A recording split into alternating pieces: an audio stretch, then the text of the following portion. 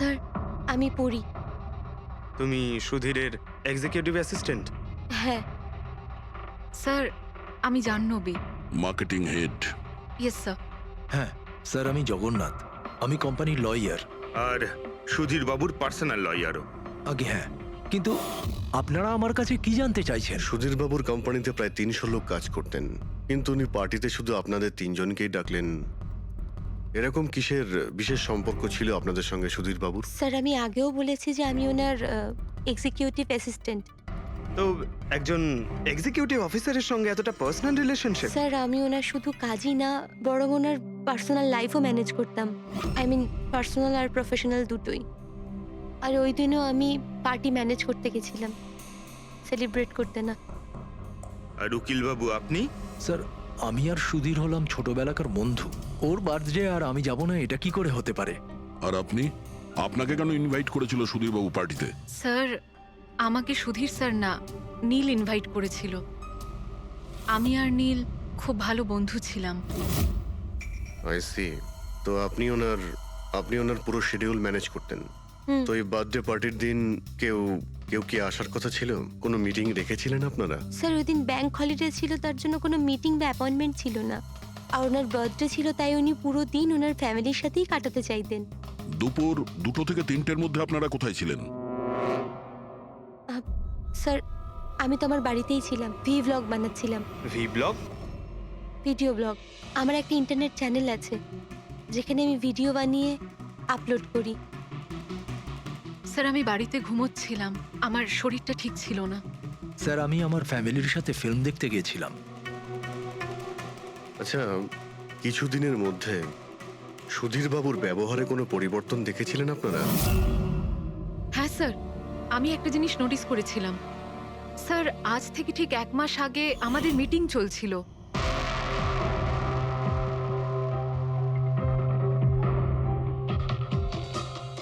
Sir, কি ব্যাপার? ভেতরে এসো। ঠিক আছে, তুমি যাও।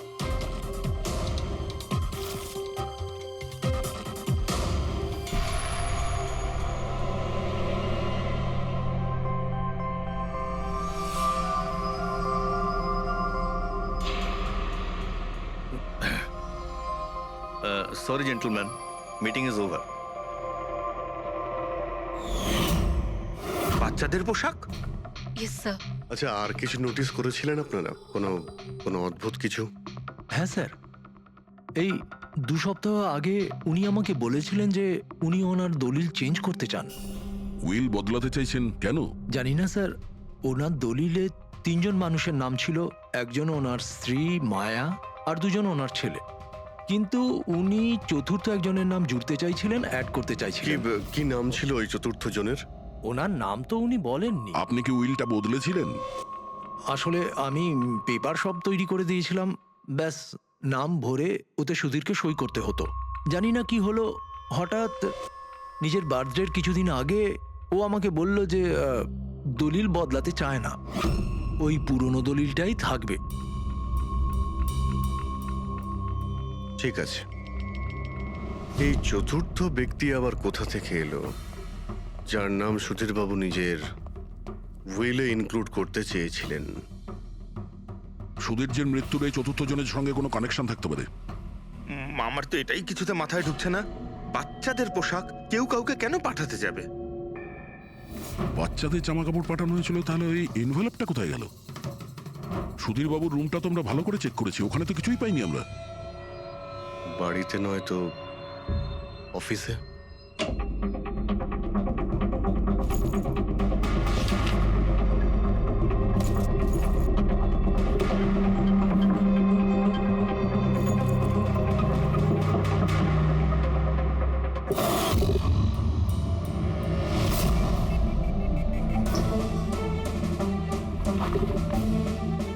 পেয়ে গেছি।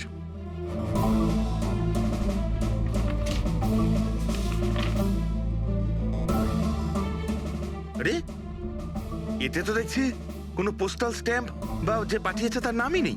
তাহলে পার্সেল এখানে পৌঁছলো কি করে? মনে হচ্ছে এই এনভেলপটা সোজা কেউ কোম্পানির পোস্ট বক্সে ঢেলে দিয়েছিল।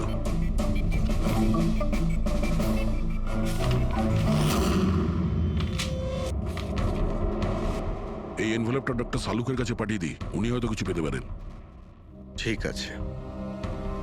আচ্ছা, এই জাহ্নবী বলছিল যে এই পার্সেলটা দেখে মিস্টার সুধীর একদম চমকে গিয়েছিলেন। হতে পারে কোনো পুরনো স্মৃতি জেগে উঠেছিল। আর তারপর উনি কাউকে কলও করেছিলেন হয়তো। আগের মাসের কল ডিটেলস সুধীরবাবুরটা দেখি এই এনভেলপ পাওয়ার পরে সুধীরবাবু সবার আগে কাকে ফোন করেছিলেন? সুধীরের ফোন এসেছিল অনেক বছর বাদে। কি কথা হয়েছিল আপনাদের দুজনের?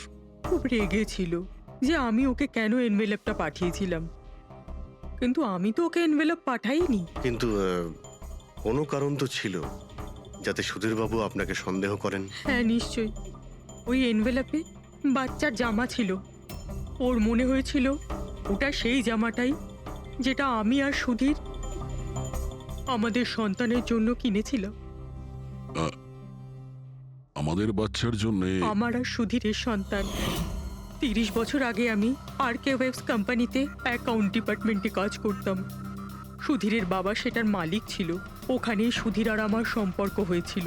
আর কিছু বোঝার আগেই আমি বুঝতে পারি যে আমি সুধীরের সন্তানের মা হতে চলেছি।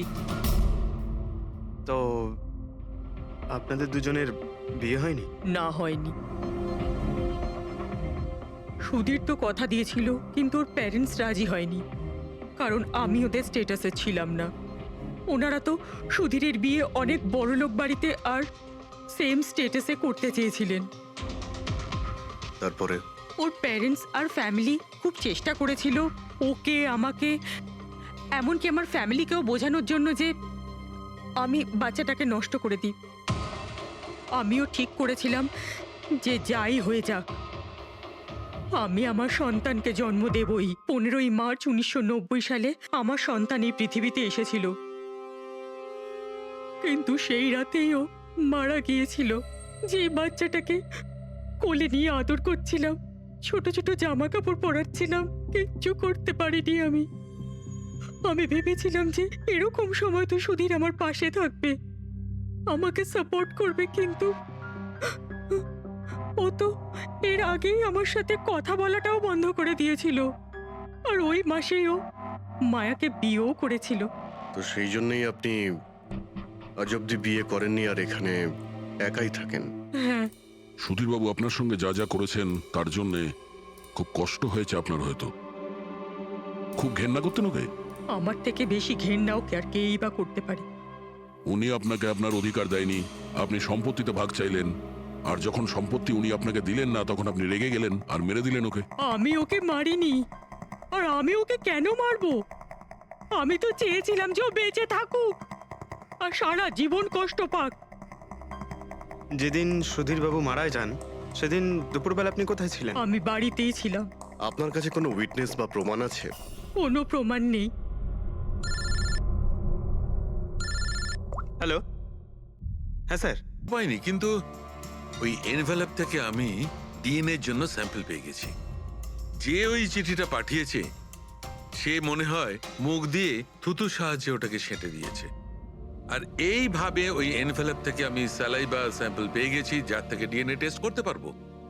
কিন্তু ডক্টর, ডিএনএ টেস্টিং এতে তো 4 থেকে 6 সপ্তাহ লাগবে। হ্যাঁ, আর আমি 5 দিনের জন্য যাচ্ছি দিল্লি এক কনফারেন্সে।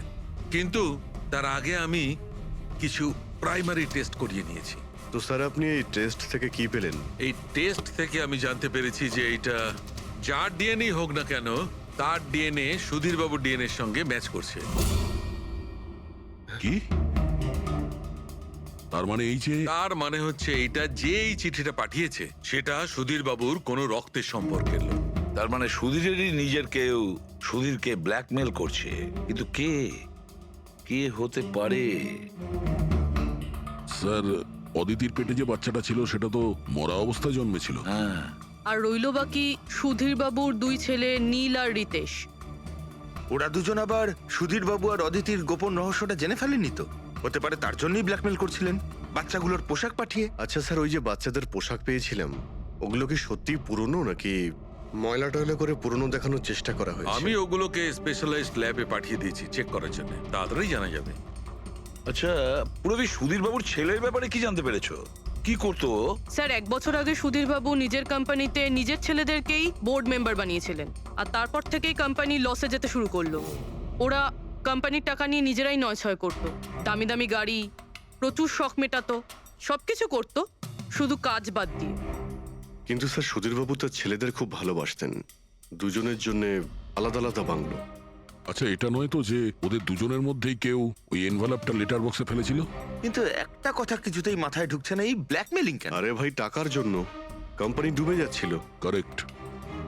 কোম্পানি কাঙাল হওয়ার আগে যা কিছু গুছিয়ে নিতে পারো গুছিয়ে নাও। যদি সুধীর বাবুর দুই ছেলে তাদের বাবাকে টাকার জন্য ব্ল্যাকমেল করে থাকে, তাহলে নিশ্চয়ই ওনার ব্যাংকের অ্যাকাউন্টে নিশ্চয়ই টাকা এসে থাকবে, খুব বড় রকমের ফিগার। একটা কাজ করো, এই দুজনের পার্সোনাল অ্যাকাউন্ট, কোম্পানি অ্যাকাউন্ট সব চেক করো, দেখো কোনো বড় অ্যামাউন্ট এসেছিল কিনা। স্যার স্যার কিছু পেয়েছি স্যার। আরকে উইপস ইন্ডাস্ট্রি থেকে কোটি টাকা ট্রান্সফার হয়েছে স্যার। কার অ্যাকাউন্টে ট্রান্সফার হয়েছে? 1 মিনিট দেখছি। এগুলো রিতেশ আর নীলের অ্যাকাউন্টই হবে? না স্যার, প্রাইভেট অ্যাকাউন্ট, রেচেলের নামে। কোন টাকা? আপনারা কি নিয়ে কথা বলছেন? আমি কিচ্ছু জানি না। কোন টাকা? সেই টাকাটা যেটা আরকে উইপস এর অ্যাকাউন্ট থেকে তোমার অ্যাকাউন্টে ট্রান্সফার হয়েছে। এবার কিছু মনে পড়েছে? ওটা তো আমার স্যালারি, আমি ওখানে কাজ করতাম। স্যালারি? 11 কোটি স্যালারি? হ্যাঁ, তাও আবার 2 সপ্তাহের। ওই হিসাবে তো তোমার মান্থলি স্যালারি 22 কোটি টাকা হবে। কি কাজ কি করো তুমি? ব্ল্যাকমেলিং এর কাজ। তুমি আর রিতেশ দুজন মিলে সুধীর বাবুকে ব্ল্যাকমেল করছিলে। দেখো রিচেল, আমরা খুব ভালো করেই জানি যে তুমি আরকে কোম্পানিতে একদিনের জন্যও কাজ করনি। এবার পরিষ্কার করে সত্যিটা বলবে নাকি? রিতেশ কিন্তু আর নেই, তাই যত শাস্তি সব তোমাকেই কিন্তু পেতে হবে। ব্ল্যাকমেলিং আর এক্সটর্শনের শাস্তি জানো তুমি? আমি কাউকে ব্ল্যাকমেল করিনি। তাহলে সুধীর বাবু কি তোমাকে 11 কোটি টাকা এমনিই দান করে দিলেন? সুধীর আঙ্কেল তো ওই টাকা ট্রান্সফারই করেননি। তাহলে কে করেছিল? আমার বয়ফ্রেন্ড রিতেশ। ও আমাকে বলেছিল যে ওর কোম্পানির টাকা ও কিছুদিনের জন্য অন্য কোথাও রাখতে চায়। অন্য কোথাও? কেন? জানি না, আর আমি জিজ্ঞাসাও করিনি। তুমি রিতেশকে জিজ্ঞাসা করনি, আর যখন রিতেশ মারা গেল তখন পুলিশকেও বলনি। আমি ভেবেছিলাম যে রিতেশ তো আর বেঁচে নেই, তাই টাকাগুলো আমি রেখে দিই। কেউ কি করে জানতে পারবে? কিন্তু সুধীর বাবুর ফ্যামিলিকে মারতে পারে কারা? পরি তো ভিডিও বানাচ্ছিল, আর জাহ্নবী অসুস্থ ছিল, আর জগন্নাথ নিজের ফ্যামিলির সঙ্গে ফিল্ম দেখছিল। কিন্তু অদিতির ব্যাপারে আমি কিছুই বুঝতে পারছি না। কিন্তু কে হতে পারে যে সুধীর বাবুকে এনভেলপ পাঠায়, ওই প্যাকেটটা পাঠায়? সে কে? ওর নামটা সুধীর বাবু উইলে লিখতে চেয়েছিলেন, কিন্তু লেখেননি। সে কে?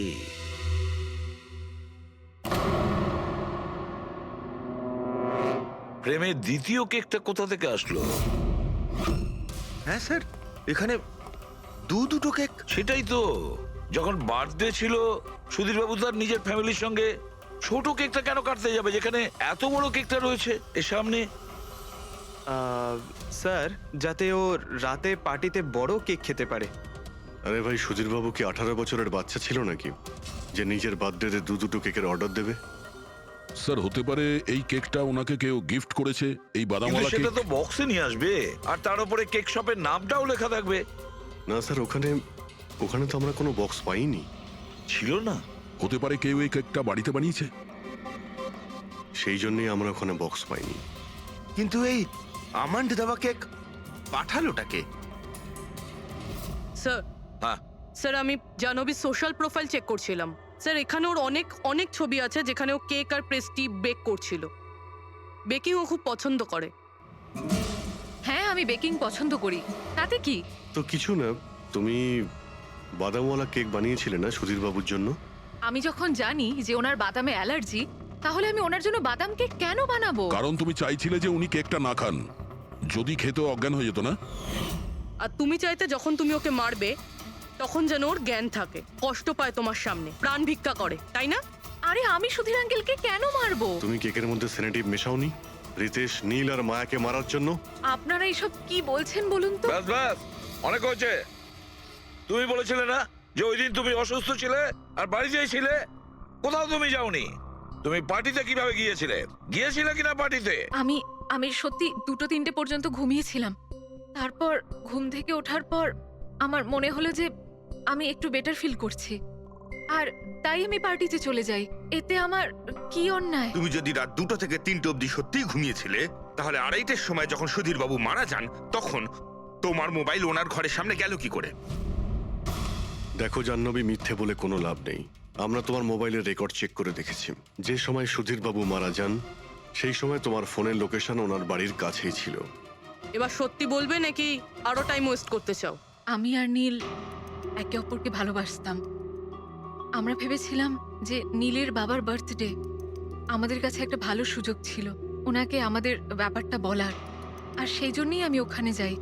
ওখানে গিয়ে নীলকে অনেকবার কল করি, প্রায় 1 ঘন্টা ওখানে ছিলাম আমি, কিন্তু নীলের কোনো কল আসেনি।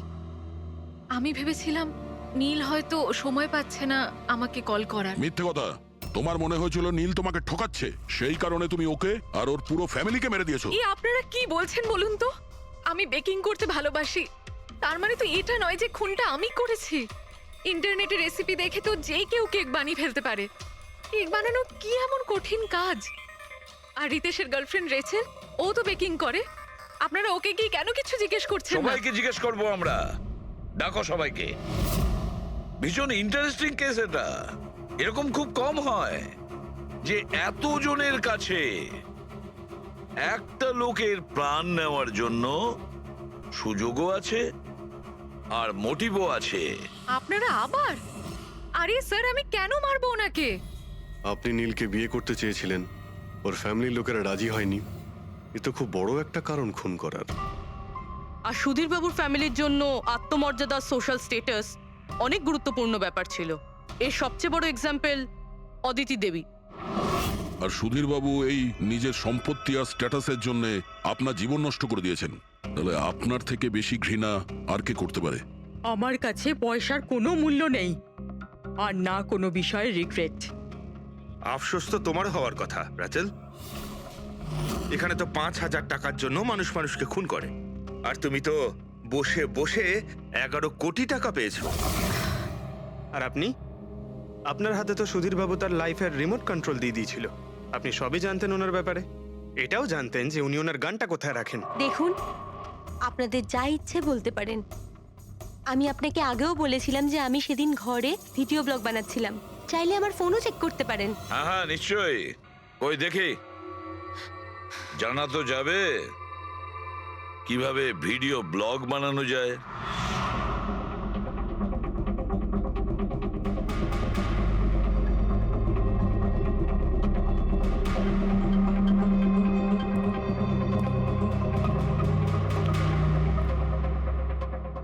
স্যার, এখন আপনি বিশ্বাস করেছেন তো যে সেদিন আমি নিজের ঘরে DIY ভিডিও বানাচ্ছিলাম? DIY তার মানে? Do it yourself. স্যার, আমি প্রত্যেকদিন নিজের ইন্টারনেট চ্যানেলে মানুষদের দৈনন্দিন কাজের ইজি পদ্ধতি দেখাই। Do it yourself. স্যার, হ্যাঁ, নিউজ পেপারটা দেখুন, ডেটটা ওই একই। হ্যাঁ সেটাই তো আছে। মানে ভিডিও ওই দিনই শুট করা হয়েছিল? স্যার, হ্যাঁ পুরবি। স্যার আমি মেমোরি কার্ডের ডেট আর টাইম চেক করেছি। এই ভিডিওটা ওই দিনই তৈরি করেছিল, 2টো থেকে 4টের মধ্যে। আচ্ছা, আর স্যার, পরীর মোবাইল লোকেশন ক্রস চেক করেছিলাম আমরা, তাতে দেখলাম ও সেদিন বাড়িতেই ছিল। পুরবি একটা কাজ করো, এই 4 জন লেডিসকে আলাদা ঘরে বসাও। স্যার, হুম, চলো।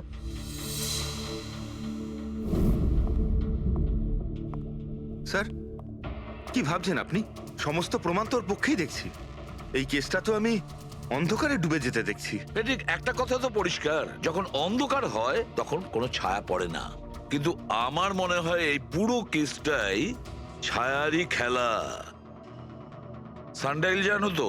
সানডাইল এই জিনিসটা আসলে সূর্যের আলো কোন দিকে যায় সেই অনুযায়ী টাইমটা দেখায়। হ্যাঁ, সানডাইল এমন একটা জিনিস যেটা থেকে আমরা আকাশের সূর্যের পজিশনটা বুঝতে পারি। যেটা থেকে আমরা সময়টা আন্দাজ করতে পারি। এবার দেখো, আমাদের পৃথিবী ঘুরতে থাকে আর সেই জন্য সূর্যের অ্যাঙ্গেলটাও বদলে যায়, যেটার কারণে সানডাইলে ছায়ার পজিশনটা বদলাতে থাকে। এটা তো মাথায় ঢুকে গেছে স্যার, কিন্তু এটার এই কেসটার সাথে কি সম্পর্ক বলুন এর তো? সঙ্গে সম্পর্ক আছে ফেডরিক। পরি, এই পুরো প্রমাণগুলোই আমরা পরীর কাছ থেকে কালেক্ট করেছি। পরি সে এমন একজন কেউ পুরো এভিডেন্স গুলো ম্যানিপুলেট করতে পারে, মেমোরি কার্ডের ডেটটাও চেঞ্জ করতে পারে, পুরো এভিডেন্সেস কন্ট্রোল করতে পারে। কিন্তু সূর্যকে কন্ট্রোল পরি করতে পারে না। ভুলে যেও না যে সূর্য কোনো সময়ই ভুল সময় সে দেয় না। তার মানে ওরই ভিডিওতে ডেট আর টাইম দুটোই চেঞ্জ করে দিয়েছে। হয়তো চেঞ্জ করেছে বা করেনি, কিন্তু এখন আমরা এই ছায়াকে প্রশ্ন করব যে পরি সত্যি বলেছে না। যেমন পরীর ভিডিওতে ছিল। আর রোদও সেই রকম আছে সেদিন যেরকম ছিল। শুধু পরীর জায়গায় পুরবি দাঁড়িয়ে আছে। স্যার, আমরা এখানে কি করব? আগামী 6 ঘন্টা পর্যন্ত পূরবীকে এইভাবেই দাঁড়িয়ে থাকতে হবে যেভাবে ভিডিওতে পরী দাঁড়িয়েছিল। আমরা এটাই দেখতে চাই যে যদি পরী সত্যি কথা বলে তাহলে 2 থেকে 4টের মধ্যে পূরবীর মুখে ঠিক সেই জায়গা থেকে রোদ্দুর পড়বে যেমন পরীর মুখে ছিল। আর স্যার, যদি আমার ছায়া পরীর ছায়ার সাথে ম্যাচ না করে তো? তো দেখতে হবে। ক্যামেরা অন করো।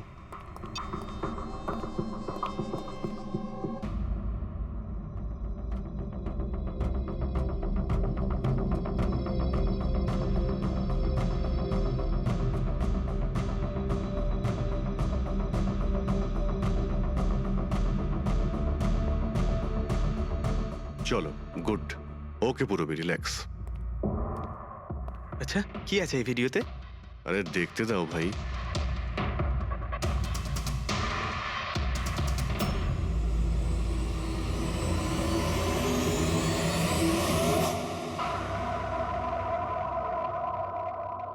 তো সকাল 11টা থেকে 1টার মধ্যে তুমি ওই ভিডিওটা রেকর্ড করেছিলে। আর তুমি খুব চালাকির সাথে ভিডিও ডেট আর টাইম চেঞ্জ করে দিয়েছো। মেমোরি কার্ডের ডেট আর টাইম বদলে দিয়েছিলে, নিজের মোবাইল ফোনটা বাড়িতে রেখে দিয়েছিলে যাতে আমরা ওখানকার লোকেশন পাই।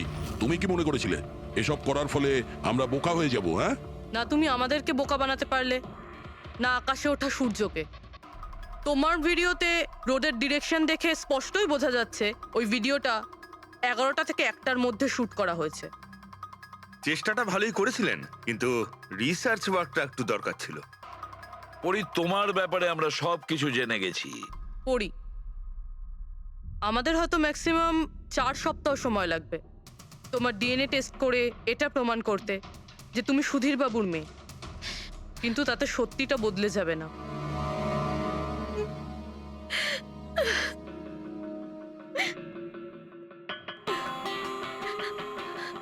আমি ওনাকে মারতে চাইতাম না, একদমই মারতে চাইতাম না ওনাকে। আমি তো শুধু এইটুকু চাইতাম যে উনি আমাকে স্বীকার করুক। ছোট থেকে এখনো অবধি আমি অনাথ আশ্রমে বড় হয়েছি, তার জন্য একটা ফ্যামিলি চাইতাম আমি। তুমি সুধীর বাবুর ব্যাপারে জানতে পারলে কিভাবে? ওই আমার ছোটবেলার জামা কাপড়ের জন্য। ওই জামা কাপড়ে হসপিটালের কার্ড ছিল, উনি ওটা বের করতে ভুলে গেছিলেন। ওই কার্ডে বাবার নাম্বারও ছিল। তারপর আমি বাবাকে অনেক খুঁজলাম, তখন শেষ পর্যন্ত ওনার কোম্পানির কথা জানতে পারলাম। কিন্তু তুমি ওনার কোম্পানি কেন জয়েন করলে? তুমি চাইলে সুধীরবাবুকে অন্য জায়গাতেও কথাটা বলতে পারতে যে তুমি ওনার মেয়ে। কিন্তু আগে আমি ওনার সাথে দেখা করতে চাইতাম, চিনতে চাইতাম ওনাকে। তারপর আস্তে আস্তে জানতে পারলাম যে উনি খারাপ মানুষ নন, মনের দিক থেকে খুবই বড়। তখন আমি ভাবলাম যে হয়তো ওই সময় ওনার অবস্থা খুব খারাপ ছিল, তাই অনাথ আশ্রমে দিয়েছিল আমাকে। কিন্তু এখন তো ওনার খুব ভালো অবস্থা, এখন তো উনি আমায় আপন করতে পারতেন। তাহলে ওনার সঙ্গে দেখা হতে না হতে প্রপার্টিতে ভাগ কেন চাইলে? কারণ আমি জানতে চাইতাম যে ওনার কাছে ইম্পর্টেন্ট কি, টাকা না আমি। তার জন্যই সুধীর বাবু ওনার উইল চেঞ্জ করতে চাইছিলেন। হ্যাঁ, আর এটা শুনে আমি খুব খুশি হয়ে গেছিলাম। কিন্তু সুধীর বাবু তার সিদ্ধান্ত বদলে ফেলেছিলেন, যেটা তুমি সহ্য করতে পারোনি। স্যার, ও সব ওনার ওয়াইফ আর ওনার মেয়ের জন্য হয়েছিল।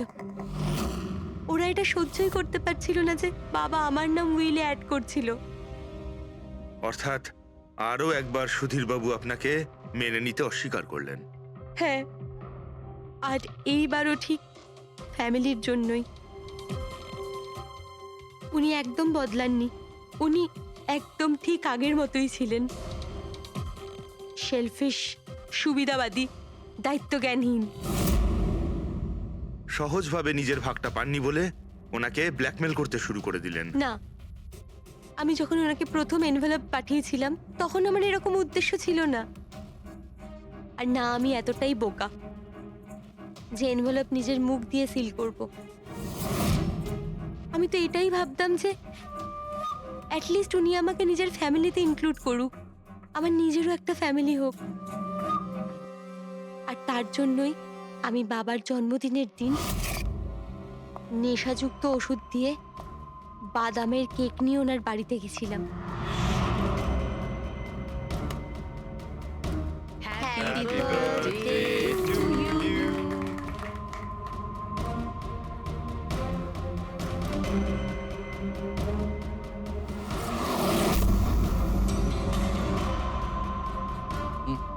আমার অ্যালার্জি আছে।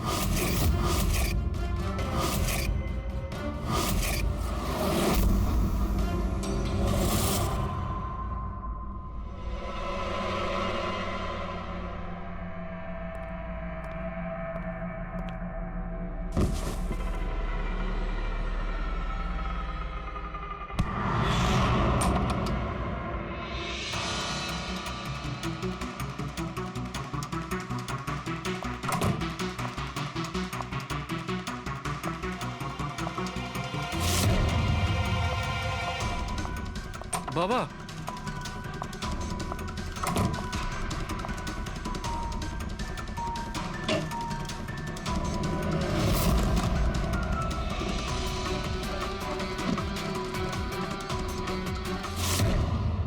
তুমি সুধীরবাবুর পুরো ফ্যামিলিকে মারতে চেয়েছিলে না? তোমার লক্ষ্য পূরণ হয়েছে।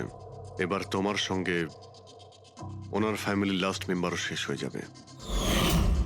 জেল যাওয়ার আগে আমরা তোমার সঙ্গে কারোর সঙ্গে দেখা করিয়ে দিতে চাই।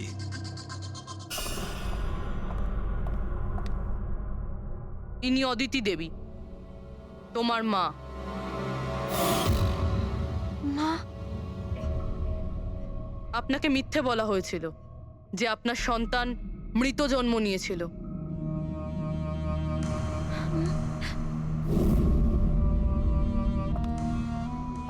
মা,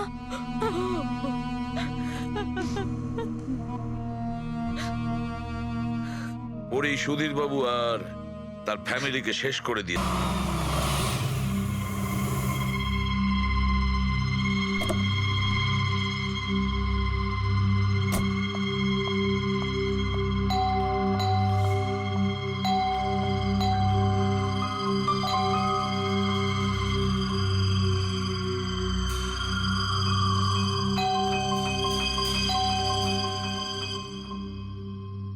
আমাদের পার্টিতে ডেকে নিজে ঘুমিয়ে পড়েনি তো? স্যার ও নিজের জন্মদিনের পার্টিতে কি করে ঘুমাবে? আরে ওকে কিছু বিশ্বাস নেই, 60 বছর বয়স হয়েছে। সুধীর, বাইরে আয় ভাই। হ্যালো, পার্টি আজকেই তো নাকি কাল? হ্যাঁ, পার্টি আজই, আই এম শিওর। আমি ওকে একবার ফোন করে দেখি।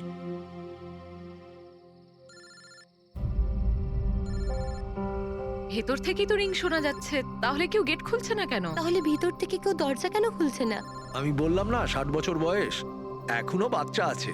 Sudhir,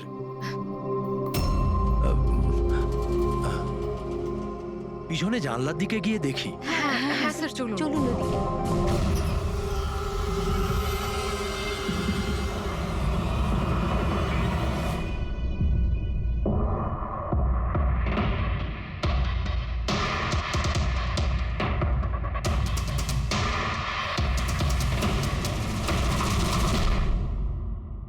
emergency medical card. এনার আমন্ড আর শেলফিশে অ্যালার্জি আছে।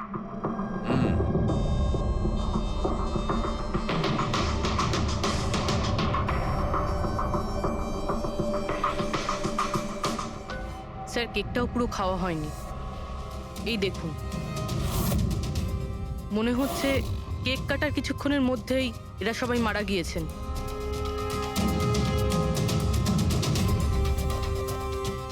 হাতাহাতির কোনো চিহ্নই নেই, সোজা গুলি করেছে।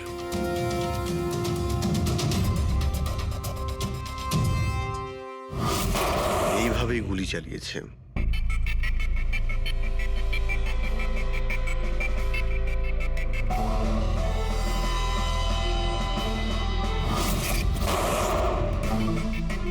আরেকটা লাশ কোথায়? ভেতরে আছে স্যার।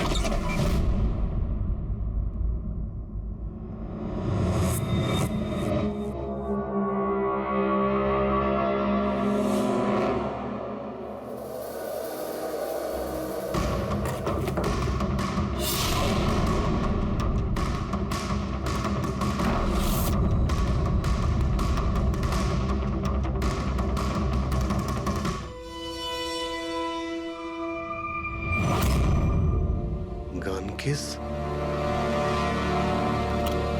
কিন্তু এ তো পুরো খালি।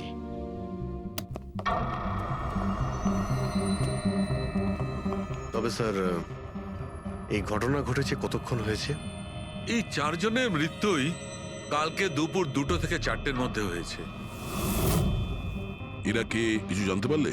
হ্যাঁ স্যার, উনি সুধীর বাবু, আর কে উইপস ইন্ডাস্ট্রির চেয়ারম্যান। ওর বড় ছেলে নীল, আর এ ওর ছোট ছেলে রিতেশ। আর ভিতরে যে আছে সে সুধীর বাবুর স্ত্রী মায়া। স্যার, নীল আর রিতেশ দুজনেই আর কে উইভস কোম্পানির বোর্ড মেম্বার ছিল, কিন্তু কোম্পানির অবস্থা খুবই খারাপ ছিল, বন্ধ হওয়ার জোগাড়।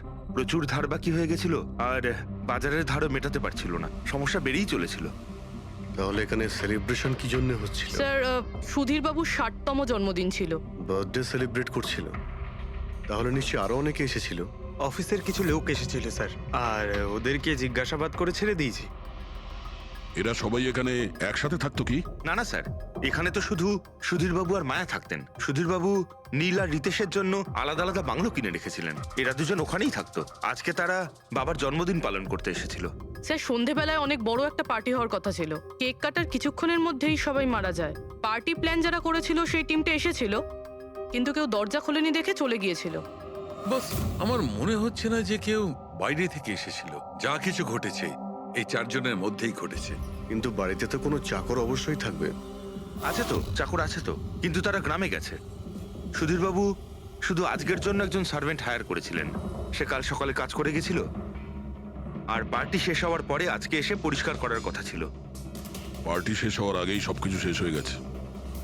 মনে তো হচ্ছে এটা মার্ডারই।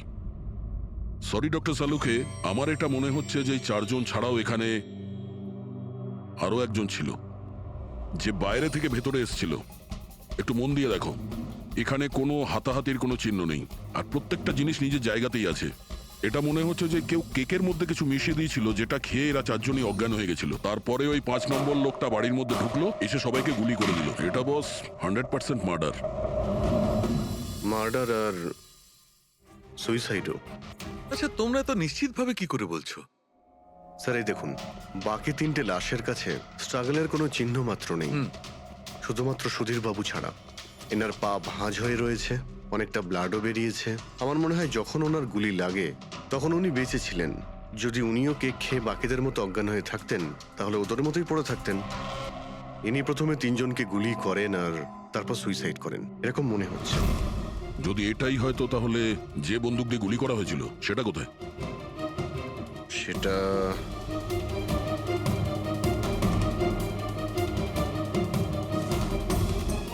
এইখানে গুলি লেগেছিল, মানে মাথাতে। সুধীর বাবু যদি এইভাবে গুলি চালান তো এইভাবেই হয়তো পড়েছেন, আর তখনই হাত থেকে বন্দুকটা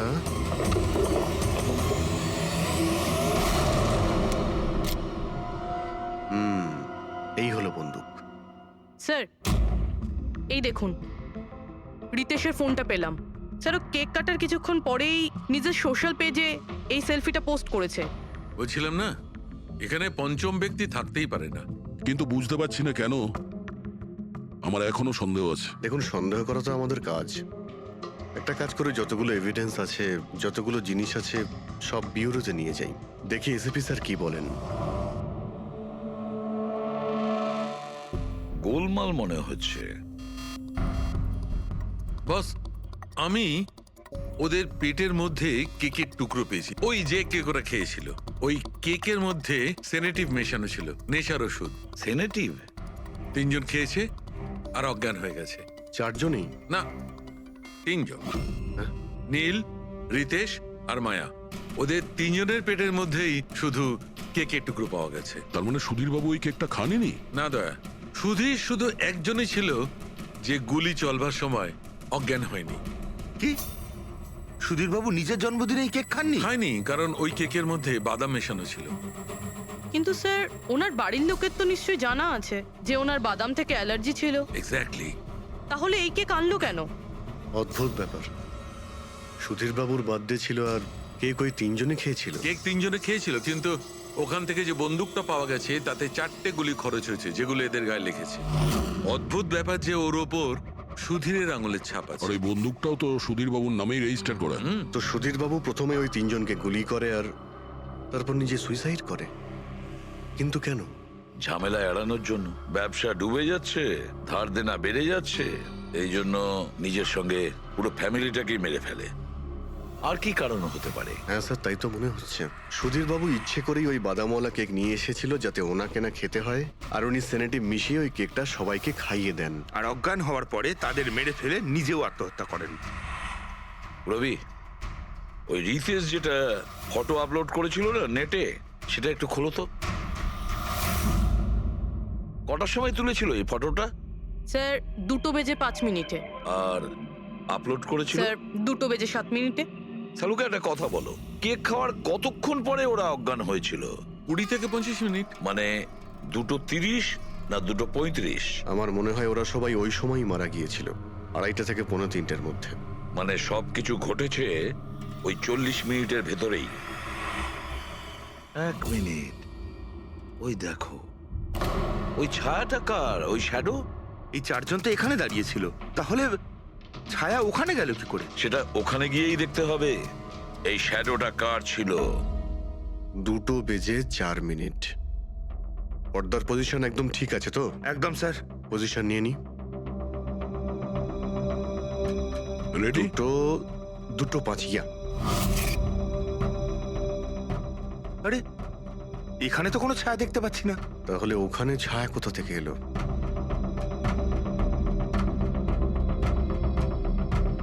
রোদটা এই দিক থেকেই আসছে। পুরবি, তুমি ওইখানটা গিয়ে দাঁড়াও তো। ইয়া, ব্যাস।